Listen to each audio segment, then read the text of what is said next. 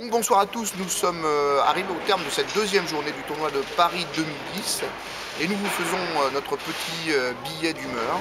Qu'est-ce que nous avons vu aujourd'hui? Alors nous avons vu surtout, et nous vous le confirmons, le retour du judo à Bercy.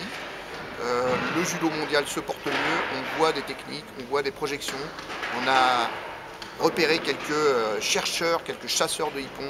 Hier, on vous avait parlé, ou en tout cas, vous avez entendu parler du Mongol Sanja Suren, qui avait battu David Larose sur un mouvement phénoménal. Aujourd'hui, on a vu le DHI Barai, le retour du balayage, le DHI Barai de Lucie d'Écosse en finale sur son adversaire hongroise. On a vu aussi un mouvement fabuleux du japonais Ono.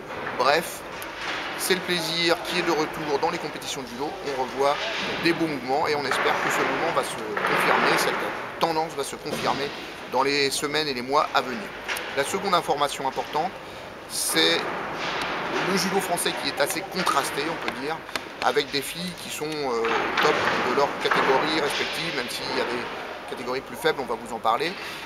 Mais un judo masculin qui inquiète un petit peu, car derrière Teddy Riner, on va dire que c'est l'arbre qui cache le désert, des médailles bien sûr, mais on sent quand même une faiblesse, on va avoir du mal à être au niveau des top du top 5, des meilleurs combattants mondiaux, surtout que ça va monter en ébullition dans les mois à venir.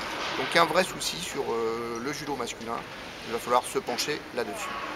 Et donc je vais continuer sur les points forts des Français, on va rester positif avec cette catégorie des moins de 78 kg qui propose actuellement une densité qui est tout à fait exceptionnelle.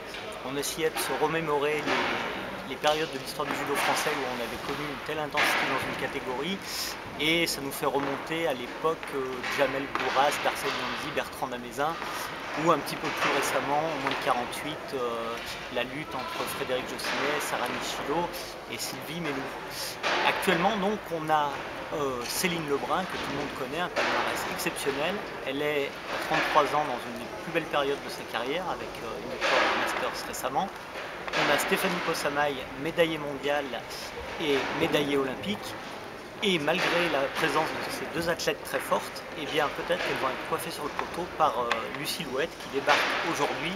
Enfin, qui débarque aujourd'hui, elle est déjà championne de France, elle est championne d'Europe des moins de 23 et elle a confirmé aujourd'hui qu'elle avait également un potentiel, c'est un peu tôt pour dire un avenir mondial, mais au moins un potentiel mondial. Donc on a une lutte qui s'annonce passionnante dans cette catégorie et ça va être une des choses que l'on va tâcher de suivre et de vous faire vivre au cours des semaines et des mois qui arrivent. Généralement, quand on a une densité comme ça dans une catégorie, ça peut déboucher sur un titre mondial et puis pourquoi pas olympique si on se place dans la perspective des Jeux de Londres. Voilà. Et puis de titres olympiques et mondial, il en sera peut-être question aussi, on l'espère, pour un certain nombre d'athlètes, dont Lucie d'Écosse, on n'a pas complètement parlé encore, mais qui a été voilà, époustouflante tout simplement, formidable championne, formidable technicienne. J'ai envie en fait d'associer ce qu'elle nous a laissé comme image, moi c'est un peu mon coup de cœur aussi des derniers jours, et notamment aussi d'aujourd'hui donc avec les Brésiliens, avec Camilo d'abord, qui fait troisième seulement dans sa catégorie, donc il a changé de catégorie, il est monté à la catégorie supérieure.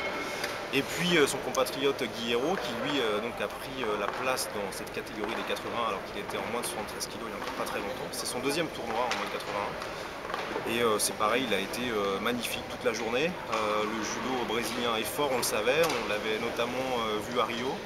Il y a peut-être eu un creux avec un certain nombre d'athlètes blessés notamment.